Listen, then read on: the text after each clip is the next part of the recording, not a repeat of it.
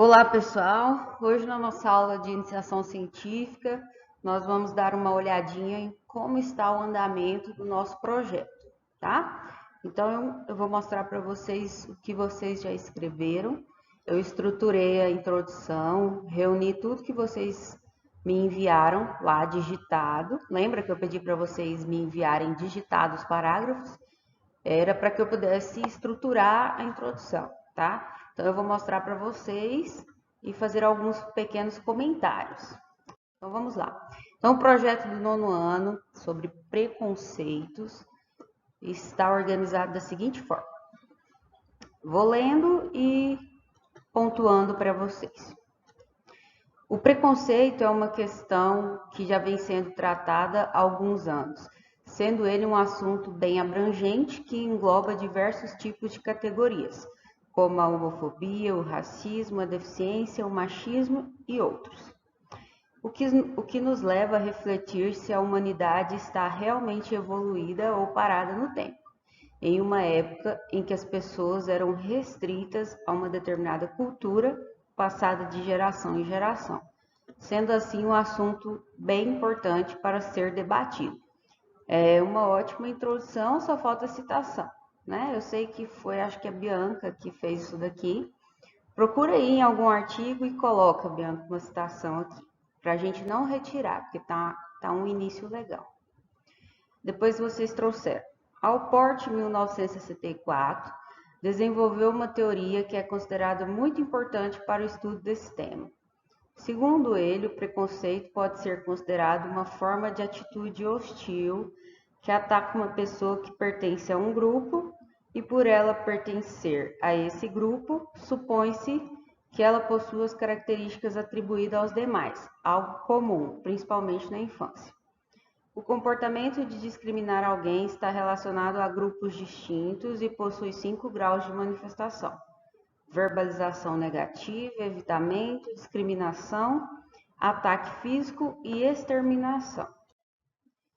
Papalha 2006 diz que o preconceito se dá quando as crianças passam a frequentar a escola. Nesse momento, grupos de amizade começam a surgir, normalmente da mesma origem racial ou nível socioeconômico parecidos. Realmente, isso é verdade.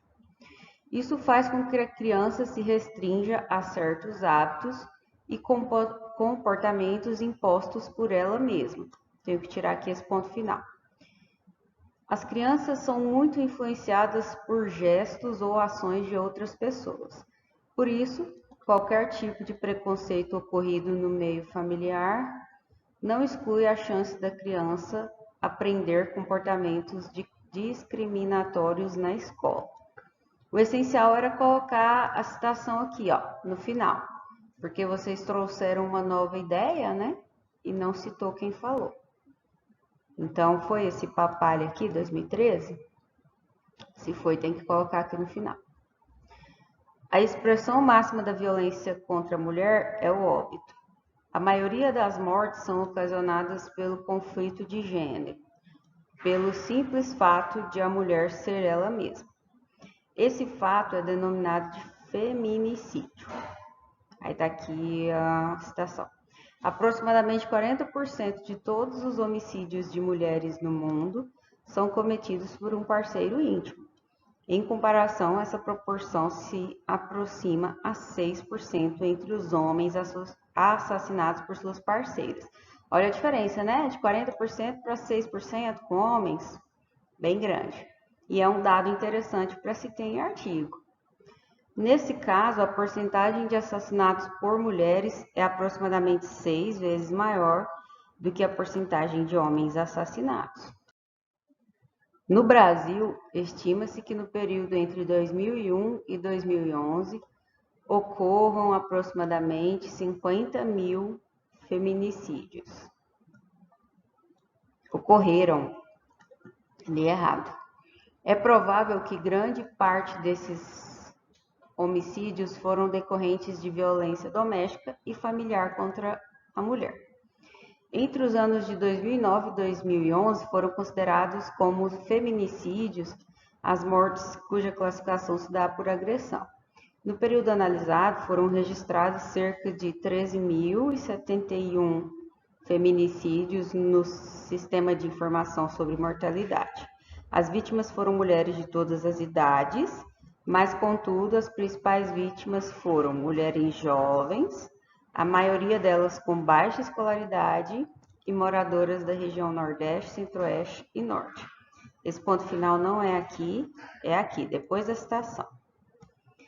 É normal que o agressor queira culpar a vítima pelo próprio assassinato, seja pela forma dela se vestir ou por ela querer tomar uma iniciativa sobre trabalhar ou estudar, ou pelo motivo mais frequente, pelo fato dela desejar acabar com o relacionamento e querer se envolver com outro alguém.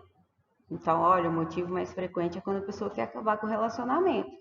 Trouxe um dado legal, né, pra gente refletir sobre. Então, são os términos de relacionamento que causam a maioria dos feminicídios, segundo esse autor, né? Segundo o BINS 2016. Aí continua. Mais atualmente, entre os anos de 2019 e 2020, o mundo vem passando por um grande transtorno durante a pandemia do novo coronavírus, que produz a Covid-19, doença que afeta principalmente o sistema respiratório.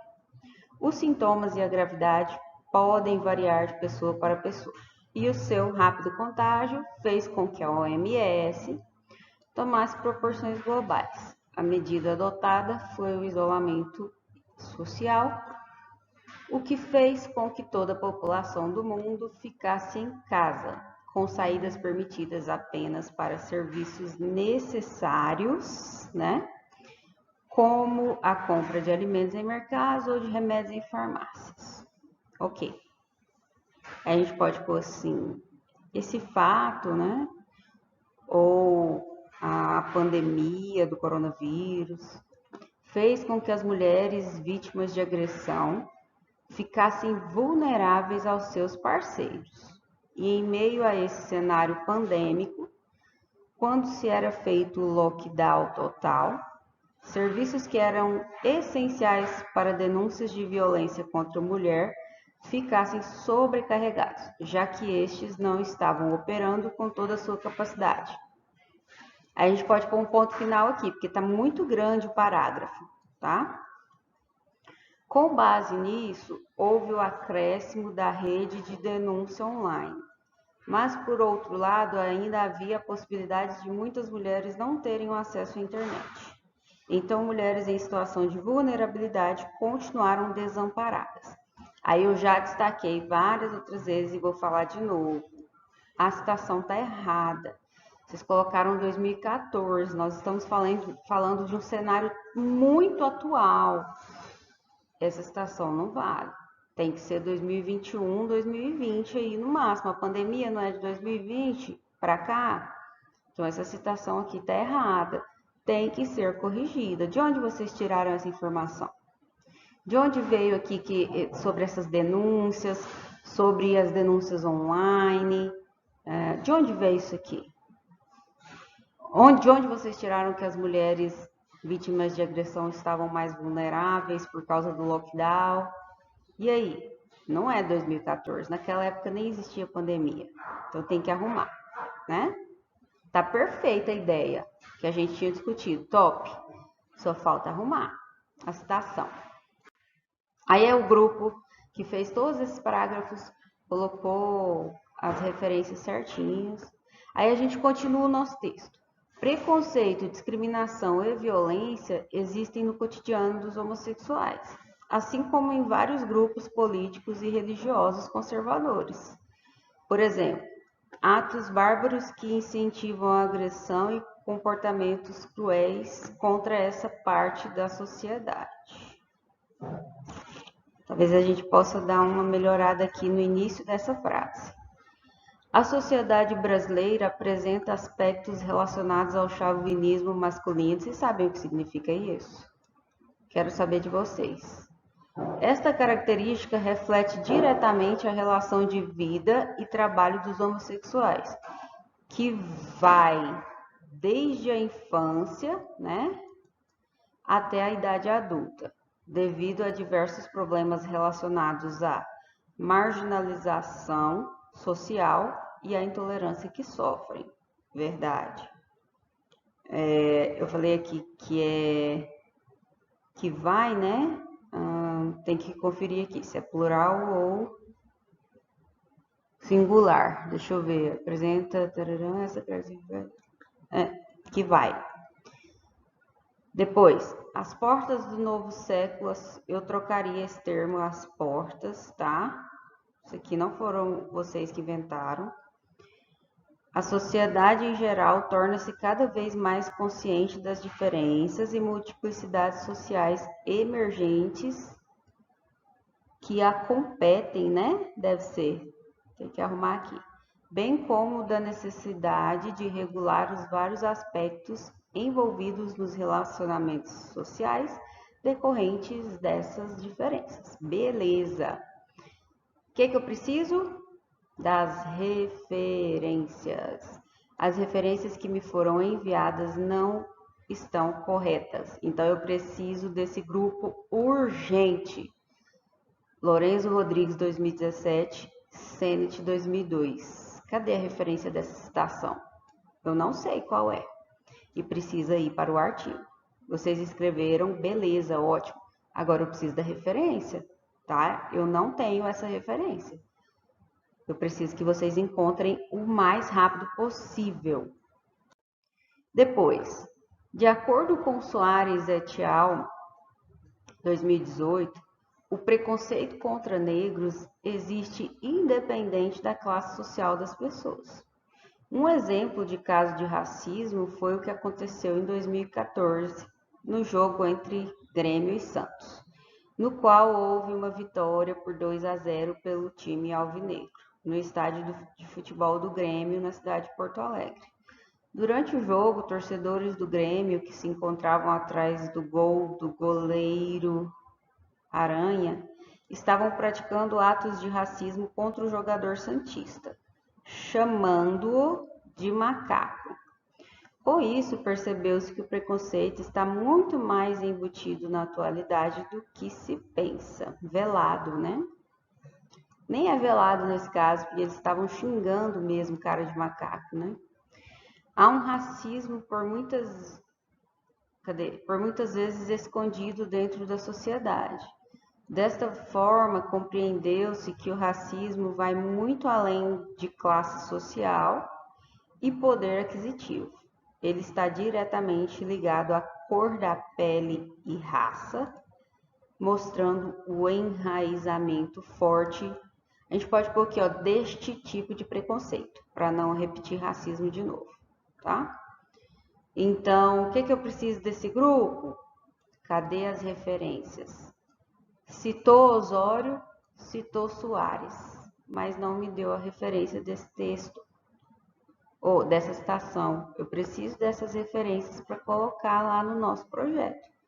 Então, estou aguardando de forma urgente as referências do Osório, 2004, e do Soares et al., 2018. Preciso dessas referências. Então, vocês têm que ir lá no artigo de onde vocês pegaram essa informação e tirar a referência dessas duas citações aqui. Por fim, nós vimos aqui, na atualidade, patentear as pessoas com deficiência. Eu não gostei dessa palavra, gente. Mude. Pense um pouco sobre ela para ver se ela está encaixada.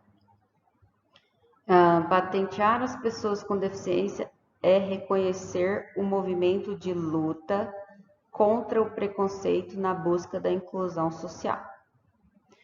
Com o tempo, o reconhecimento de pessoas deficientes aumentou e no século XIX as ações para atender aos mesmos evoluíram. Até a metade do século XIX, a deficiência intelectual era julgada como uma forma de loucura, sendo essas pessoas tratadas em hospícios. Acho que a gente pode colocar assim, tais pessoas, né? Para começar um novo parágrafo, recebiam denominações como oligofrênica, cretina, imbecil, idiota, débil mental, mongoloide, retardada, entre outros. Posteriormente, no final da década de 70, a sociedade buscou novos apelidos, objetivando diminuir essa visão atrelada às pessoas com deficiência. Quais apelidos, gente? Quais apelidos?